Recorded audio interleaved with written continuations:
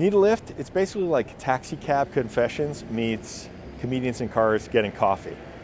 So in other words, it's an interview show in a car. It happens to be this London cab I'm leaning against right now, owned by Pim Fox. And he told me that he's a car collector.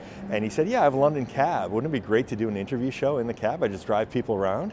You know, you look at people and you think, wow, where are they from? What do they do? How did they get here?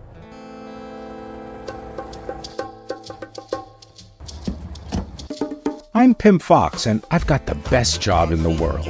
After decades of working for such companies as the New York Times, the Wall Street Journal, and Bloomberg, I've completed over 10,000 interviews, maybe more.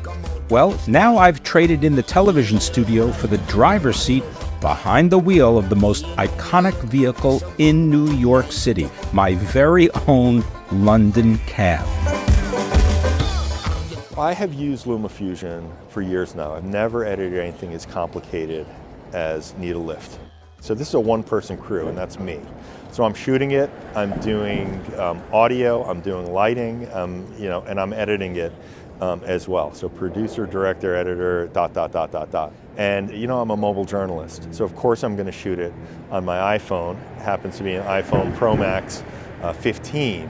So I shoot a ton of the B-roll with exclusively that, but we also have 5 DJI action cameras that we mount inside the cab for the interview itself. You can imagine bouncing around an old cab like this, that's a big concern, but the DJI action cams have internal stabilization, super smooth. Really impressed me and surprised me how smooth it was. At the same time, I'm feeding 2 Rode Go 2 lav mics into my iPhone, and that's the 6th camera. So that's kind of been the close-up of our guest, or as we call it on Need a Lift, our passenger. I've done a lot of shooting in my time, and I think as an editor, you learn more about what's been shot right and what's been shot wrong than you do in production. So when you're switching to a new editing platform, you have to be completely fearless.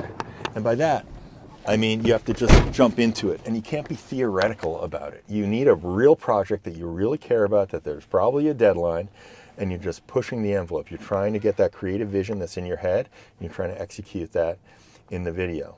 So this was that project for me for LumaFusion, because I've used the app before on smaller projects, but I'd never done anything as complicated as, let's say, a 6-camera multicam. And the way that I edit, extremely, down to the frame, because pacing is really important. The movement, the music, the sound effects, everything, it all comes together. So I go over. That's how I edit. When you switch from one platform to another editing platform, there's always a learning curve. So I was expecting that, there wasn't too much actually that really frustrated me. I didn't really have any of that frustration. The times that I did want to do something and I didn't know how to do it, maybe 5 minutes later, after a YouTube video, a LumaFusion YouTube video, I found out how to do it. Well, that's another successful and completed ride. I wonder who our next satisfied passenger will be. See you next time.